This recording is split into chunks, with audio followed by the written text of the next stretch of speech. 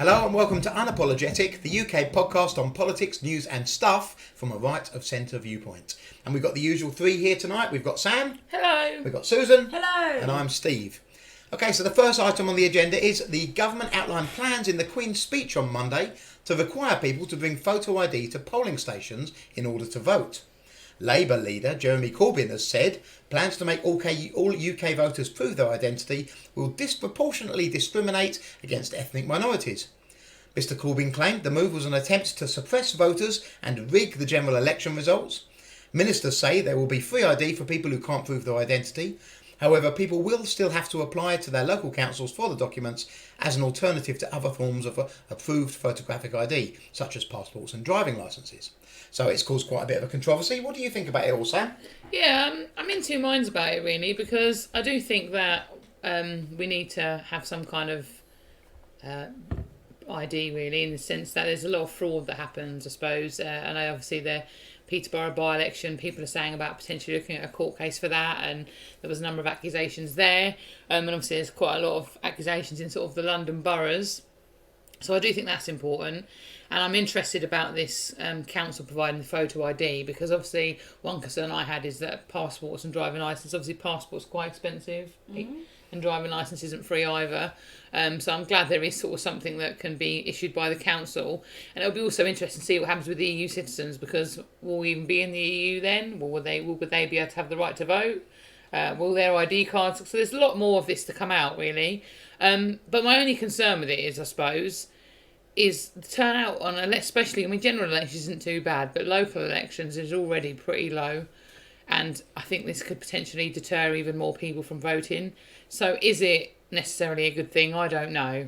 I mean, I suppose other Conservatives would maybe say that it helps Conservatives. And maybe that's why Jeremy Corbyn doesn't like it, because it doesn't help Labour. But I don't know. I don't know if it's just a bit too simplistic a view, I think. When you say it's going to deter more people, though, is it deterring more real people or more pretend people? What do you think, Susan? I think it's a really good idea to bring it in. I mean, May elections was the first one I've actually been involved in, and to walk in and just hand over your name and address, I mean, anyone can do that. But I think it's way too easy to commit election fraud, so I'm all right with it. And I get where you're coming from, that people, but then it's about personal responsibility, isn't it? I mean, in this day and age, photo ID is very easy to get hold of. So if you haven't got it, how is that someone else's responsibility? No, I don't think necessarily it is someone's responsibility, but people can't be bothered to vote as it is, and to have another hurdle to jump through is just, they're going to think, oh, well, I can't be bothered now. Can't be bothered to go and, find my passport. I mean, I think for me personally, like my driving licence less so, but I don't like taking my passport out of my house, because if I lose that, I can't go on holiday and have to have a faff around. So I wouldn't personally like, and obviously because I'm politically minded, I would go and vote. But if I wasn't, I might be like, I'm not taking my passport out of my house to just go and vote. They can get lost. Yeah, I might have my driving licence. I've always got on me in my purse. That's different. But I can drive. What if you can't drive? But so I've never been politically minded until very recently, and I've always voted. And I would have no problems with going and taking my photo ID with me. No problems at all. I think it's ridiculous that we don't have to take it. I mean, you don't even have to take your voting card. Yeah, I mean, I do think there is some reform needed, definitely, because you're right. People could go in there and pretend to be anyone at all. They could go and say that they're a person. And also, I think with postal votes, it's really easy to fill in the form and sign it. Yeah. There's kind of no proof that you are actually applying for even a real person. Agree. The so opposite I think of that, though, I mean, we saw many people get theirs thrown out because the signatures weren't the same as the person on the application. Well, one person tends to apply for the postal vote, one person the whole house, don't they? Yeah. So therefore, their signature's never going to match the signature of the people that's actually voting. So I think there's two sides to that. I think people are just a little bit confused about the way it's monitored, so therefore they don't stick to the rules. No, I do think they have to all apply individually for postal votes. They do, yeah. Yeah, they do. Probably that's why they're getting. But I think sometimes an elderly couple, one might accidentally sign for the other, and then it creates a problem. But they do. So a bit of not to try and bore people too much with the kind of voting law, but actually when that does happen, because they read it, it's about, obviously most councils are presumably the same as ours, but they read it in a document scanner, and obviously it will highlight that it's not a match. And I'm presuming, say if it was a husband and wife, they would both not match. And the returning officer does have discretion. So if they were both rejected, they would be able to look at them and actually use their discretion and think, well, actually, it probably is husband and wife. And it's interesting actually, the decisions they make and things that they question, that they sometimes do allow and disallow, but. That's a bit of a boring podcast that no one's going to be interested in. Oh, maybe at election time. I mean, my view on it, I've always been against this because I do think we should make it easy for people to vote, and the system seems to me to have worked for a long time. And I'm in the school of thought that you don't fix something that isn't broken. But, this morning when I went to pick up a parcel from the post office, I had to have photo ID. Yeah. That's and, true. And I had a great big ding-dong with some lefties on Facebook today about the whole thing and about whether it was reasonable or not, and they were all continually making the case, I thought quite weakly, that this was a bad measure, because everybody has to pick up parcels sometimes, and they all seem to find the way to do it, don't they? And nobody's ever been like, what about this person, they can't even pick up their parcels. And this is much more important than picking up a parcel, and unless it's your medication or something, I suppose. So I mean, I think broadly, I'm not sure it's necessary, but I'm certainly not against it. Well, who do they think is going to affect the worst? Well, Labour think that the allegation is, I'll just preface how we say it, my comments by allegations rather than say it's absolute fact. But the allegation is that Labour sign up a number of false voters for postal votes in London boroughs, and they then fraudulently, this is the allegation, I'll say, the allegation is they then fraudulently sign the postal votes, and in some communities it's more prevalent than others. So that's the allegations that people make. Obviously, whether it's true or not, we don't know. Although I do think there has been voter fraud investigated in a number of places, and I do think in Peterborough, voter ID, they actually were a target for voter ID trial. But I'm not sure about that. But yeah, so it's very complex, and I'm rambling now about really boring postal vote details. But sorry about that. But it's interesting that you know so much about it. Well, I mean, the Labour voters I was speaking to today, their response to that is no, it's not about that at all. Conservatives want to do this because they think it will stop our voters going out. And I was trying to get to the bottom of why they think that. Why they think it will affect their voters. And I wonder, it seemed to me like they felt that their voters were more fickle, that a little bit of additional effort might put them off, whereas Conservative voters were more likely to definitely vote. I've no idea if that's true. I don't even know if that really is Labour's view, but that was what I was getting from the ones I was talking to today. Because I suppose their view would be that perhaps the more deprived people are the more people more likely to vote Labour, and they're the people least likely to have forms of identification. So you're disenfranchising poor people, so they won't be voting Labour. That's the argument I suppose they're making. No, I think it's a mistake, because there are plenty of people who are on lower incomes who understand that the Conservatives are the party that help them aspire to do better and want them to do better. So I actually think that Labour are incorrect in thinking that. I think that's old think. But it's probably time to move on. Let's move on to a different subject. Let's move on to good old Brexit. We've got to do Brexit because, of course, it's going to stay in the news right till the end of the month, and hopefully no longer than that. We'll see. But this is news today. Downing Street is playing down reports of an imminent Brexit deal with the EU, saying talks are still ongoing. Prime Minister Boris Johnson is under pressure to get a fresh agreement by Thursday's EU summit, but his spokesman said there was still more work to do. EU chief negotiator Michael Barnier has said the two sides must agree the details by the end of Tuesday, but the BBC's Laura Kunsberg said it was not clear whether a text could be signed off by then. She said Mr Barnier was due to brief EU ambassadors by 1400 BST on Wednesday after a possible European Commissioners meeting, meaning a new deal could get the green light from Brussels in the afternoon. So, I mean, doesn't it seem to change every second, Susan? They haven't got a clue. They haven't got a clue what's going on, how it's going to work out, what the decision's going to be. They haven't got an absolute clue.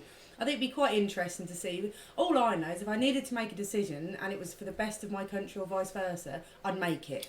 And I don't care who gave me a timeline, I would do what I needed to do. If you just went back over the last couple of weeks of our podcasts, it would be like, there is going to be a deal, there's not going to be a deal, there is going to be a deal, there's not going to be... It's just bouncing. I think there's going to be a deal. I think that the EU now are getting nervous because there's no extension. Brexit is due to happen in 16 days. I think they think Boris is deadly serious about this, and I think they are now thinking, we've got to do a deal now. And I actually do think a deal's coming. And I think they're going to hang out and hang out and hang out. What will be interesting is to see what happens on the 19th, whether Parliament are going to try any manoeuvres and things. But I do think that the EU are getting nervous. See, this is what the ERG was saying back at the end of last year. They were saying, don't take no deal off the table, right up to the last minute and the EU will cave. That's what they were saying would happen if we went at the original exit date. Well, also, the other issue is, because what was written into the law is that any extension has to be agreed by all member states, and Hungary is saying they're not going to agree. I mean, Hungary absolutely hates the EU at the moment. They're completely at war. So our whole future could rest in Hungary's hands. Come on, Hungary. Yeah, I mean, isn't it interesting, though, the way it just literally is swings and roundabouts every day. And I remember them saying, EU saying, no, that's it, we're not going to reopen the deal, there's no more deals. And then a couple of days later, a deal's imminent, and then no, a deal's off the table. Doesn't it change literally hour by hour, if not day by day, doesn't it? Yeah, but I do think one thing, though, we've not had any leaks from those that are dealing with it at the moment, have they, on our side? Well, other than people are saying that, well, depending on who you read. So if you read the left-wing newspapers, they're all saying that Boris is giving loads of concessions. And if you read the right-wing newspapers, they're saying the EU are caving and giving concessions. I suspect there's probably some middle ground there. What do you think? And there should be. There should. I mean, common sense says you go to a negotiation table knowing exactly what you don't want, and not overly sure about what you do want. The important thing is that the backstop deal is changed so that we're not stuck forever. Unable to leave and make our own laws. That's the point I think Boris was even made in his speech on Monday. Yeah, and I think at the end of the day, Boris, he's not a silly guy. Dominic Cummings was massive on vote leave. He's got to have the ERG on board, otherwise he can't get it through Parliament. So I just think... And the DUP. Well, yeah, so I think it's really watching what they're saying, and they're sort of very positive about the deal. So let's all make a prediction, because then we can have fun once it happens. So my prediction, I'll go first, just to be... I think a deal will be proposed. We'll narrowly lose a majority vote in Parliament, and then we'll leave with no deal. What do you think, Sam? I hope that's exactly what happens. What I think's going to happen is, I think he's going to get a deal. I think he's going to lose it in Parliament.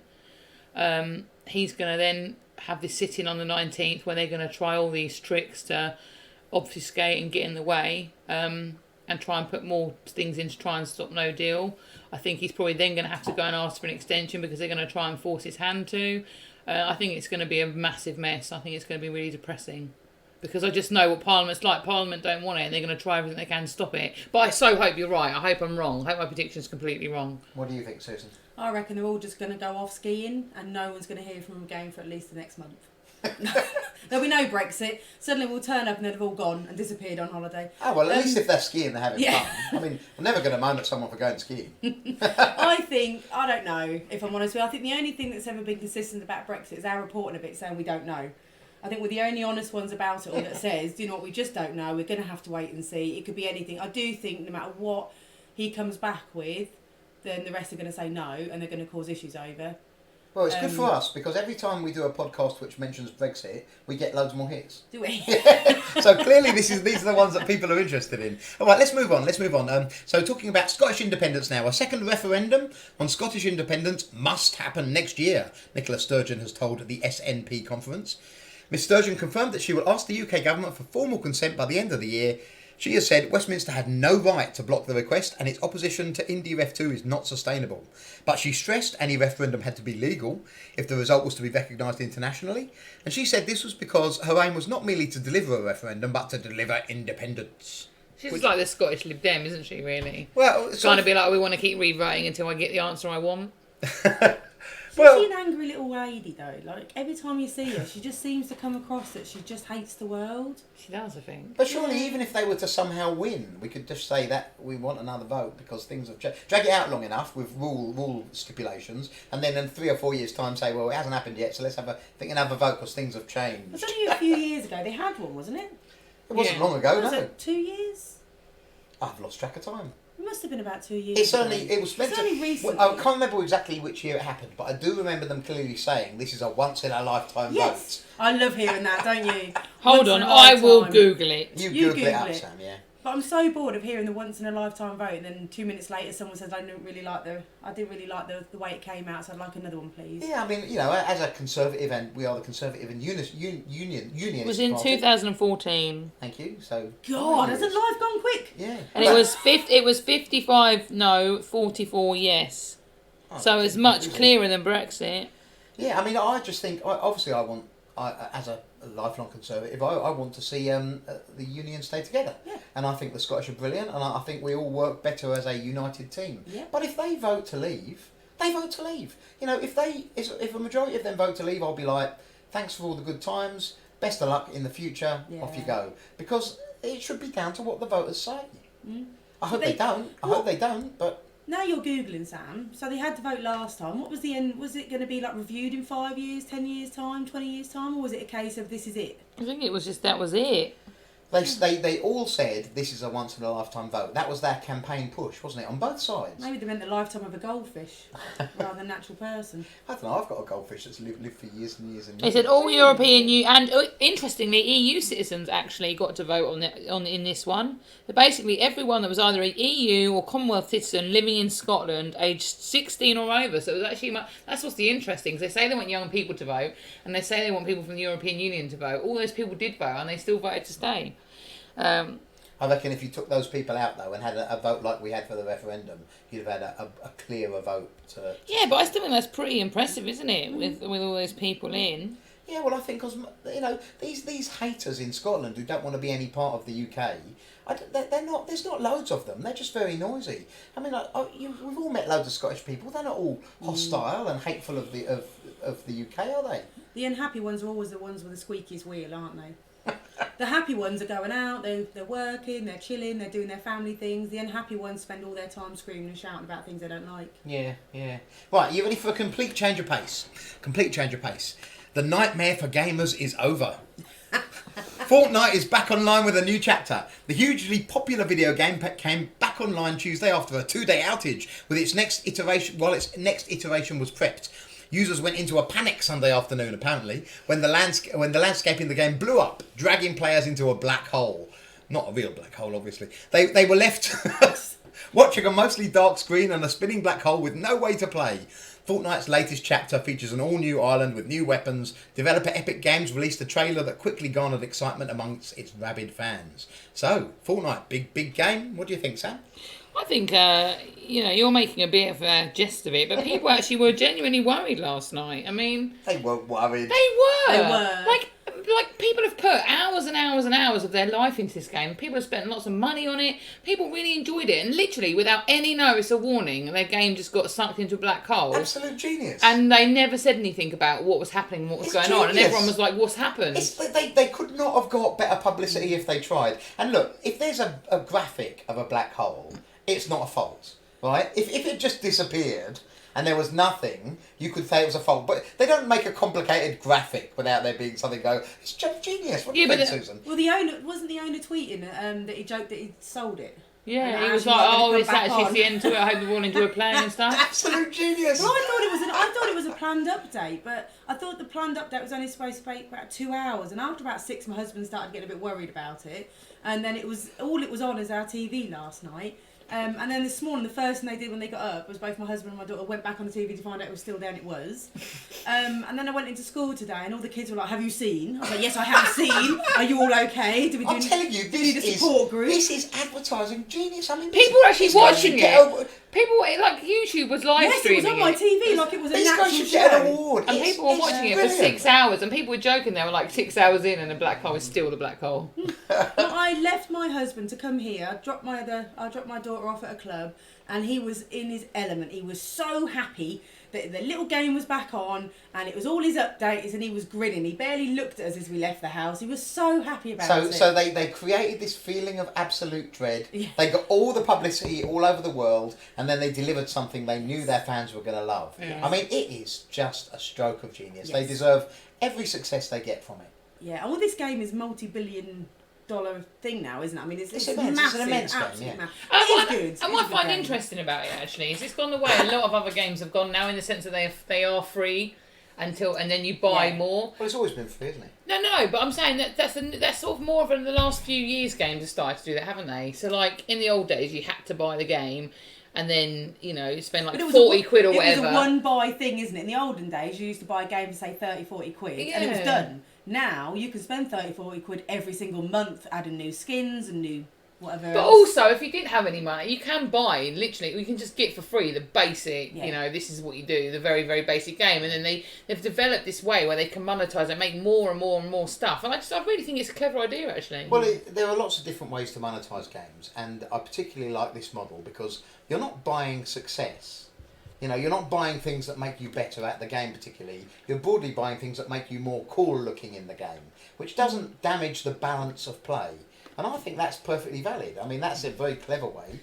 Yeah, because I've played games before when you can buy sort of items to make you stronger. Yeah, exactly. And that actually ruins the game because you just basically get the richest guy that just kills everyone. Well, it's great fun for that. It's great fun for that guy. Yeah. Have you ever seen the film Ready Player One? Yes, I love that movie. Have you? And it's literally the best movie ever. It just brings back all the old school it's gaming. the one with it's Spielberg one. He's got a headset. Yeah. I don't think it's Spielberg. We should talk about that movie one day because I very much enjoyed the movie. It's amazing. But I really didn't like the message the movie carried. And should we talk about that another time? What about how the world's going? Well, I know the whole message that the movie carried. What message? What I message? thought it was a good movie. No, What are you reading too much into a good movie for? Every movie's got a message, hasn't it? And I didn't like the message that movie carried, but I did love the movie. Don't get me wrong, I enjoyed every minute of it. We'll do it another time. We'll do it now. No, we'll do it another time. I'm really intrigued now. Because it's too far off track, and I think we could. I definitely think it's a good idea that we cover some movies one time and talk about whether they've got political or social messages. I don't know if people would be interested in that, but I think it's off track for today. Anyway, well, we've got to move on because we're sort of running out of time. So the fifth one is, contrary to what politicians are trying to foist on you, a new mini ice age, a new Maunder minimum, has already started, says astrophysicist Piers Corbyn. This is Jeremy Corbyn's brother. We are plunging now into a deep mini ice age, says astrophysicist Piers Corbyn, and there is no way out. For the next 20 years, it's going to get colder and colder on average, says Corbyn. The jet stream will be wilder. There will be more wild temperature changes, more hail events, more earthquakes, more extreme volcano events, more snow in the winters, lousy summers, late springs, short autumns, and more crop failures. And a little bit of advice he gave is don't listen to any politicians who talk to you about CO2 because Piers Corbyn says it has no effect on climate whatsoever. Our climate is driven by the sun. God. Now, I know a lot of people think that Piers Corbyn is a bit wacky. He actually makes quite a lot of money, I think, in weather prediction. But nonetheless, he's always accurate as well, actually. I like. He's not always accurate, but he's got. I think he's got a good record. But I don't have the stats to prove that. I'd be just interested to hear what you think of this completely different take on what's going on with our climate from an astrophysicist who happens to be Corbyn's brother. What do you think, Sam? I'm scared to make a comment because you just can't say anything that questions climate change or CO2 or anything nowadays without being called like some evil denier that wants children to die in, burning sun. So it's not about the sun. Well, it's I don't know. That big ball of fire in the sky has got nothing to do with it, apparently. Like years ago, I remember about 10 years ago, it was all a big thing, and you couldn't use deodorant and stuff because of greenhouse gases. And then it all went quiet for a little while, and now it's suddenly back, and we're all going to die in 10 years. And you can't even dare question it. If you say, well, there's this other scientist that says this thing, and what about this independent study of 300? Oh no, you've got to listen to the science. You can't ignore the science. Science speaks for itself. And you just can't question any of it without kind of getting in a load of grief and being called a denier. So I'm loath to, make. Well, I know what you mean, because even if you accept 90% of what the climate change alarmists say, and then just say I'm not quite sure about some of the more extreme stuff, they treat you as if you've denied it all. Yeah. They seem to be. They seem to be so militant that any question of anything they say, and unfortunately there's always things coming out that question different things that are being said in different statements, but you're not allowed to say it. That worries me more than anything, because I say, why defend yourself? Why are you so afraid of challenge that you have to name call against people who even question a bit of it? And also there's some stuff we should be doing just purely because it's common sense. I don't have a massive issue with, the single-use plastic thing, purely because why be wasteful? You shouldn't just be intentionally wasteful for the sake of it. That's just pointless. Why not put more cladding on your house, more insulation on your properties, because it saves money and exactly. It saves energy. And why not plant more trees? Who doesn't like the look of trees? They look nice. Everyone knows they're good for you. Why would you not do that? You don't. There are some things we should be doing because they are good ideas and good things to do. But if you even question anything about it, you're just made to look like some lunatic. So I'm just too scared to say anything, really. What do you think, Susan? Well, I've said a lot. For someone who's too scared, she's been going on for 10 minutes. So I actually agree with everything Sam just said. First of all, I would not like to be around their house at Christmas, would you, with them two, the two Corbyns? How miserable. And Well, I suspect Oh, that God. if you spoke to Jeremy Corbyn in private, he shares more views with his brother than you might believe. Yeah, and his brother's a real big Brexiteer as well. That's true, yeah. Really? Yeah, my But uncle then, was but telling then me a lot that. of people said that Jeremy Corbyn was as well. He is. Until He it was, became until it was- inconvenient It's for not him. fashionable. He is No. a Brexiteer. But I, again with Sam, I think exactly the same. We should be doing certain things are good, and it's common sense. There's no need to be wasting as much as we do. There's no need to be using single-use plastics like we do. And actually, as a society, we should just be looking after where we live. That's common sense to me. And I think you're totally right. If you so much as say, well, what about this or what about that, you're slammed instantly as an absolute idiot and uneducated. And I like And a discussion on things. The That's how I names learn. they call you as well. Yeah. I mean, they will outcome all the favourites and isms. Yeah. Almost the minute that even if you say, do you know, could you show me where that kind of 97% stat comes from? Because I've seen a couple of reports that question that a little bit. How dare you? Yeah. It's almost like the Inquisition. Yeah. And that's why I think a lot of people on the right have said, it's a little bit like a religion. Yeah. Well, we get that politically, don't we? So the minute you say you're conservative, everyone goes, well, so you hate poor people. No, I've never hated a poor person in my entire life. Quite the opposite, having been fairly poor Yes. quite a few times. Yes. Quite the opposite. Yes. I believe conservatism is the way out of But poverty. that's why I like conservatism, because I don't want to be poor and I'd like to keep going up. So yeah, we get it all the time. No matter what you say to someone, instantly you say conservative, well, you must hate disabled people. No, have one in the family. Quite like them actually, quite like them a lot. So it's the same with this now. You can't see anything without somebody slamming you down. So I'm a bit like Sam. Even though I've ranted about it, I'm not going to say much about it because I'll just get slated. I suspect there are a hell of a lot more people who think exactly that way, and they just sit there frightened of the massive coordinated attack that comes your way if you dare question any aspect of the kind of climate alarmist religion. And no doubt this podcast will achieve exactly the same. Anyway, we've covered quite a lot of things tonight, so thank you very much for your views. I think that will bring the podcast to a close. Time to say goodnight, Sam. Good night. And Susan. No. And good night from me too. See you later.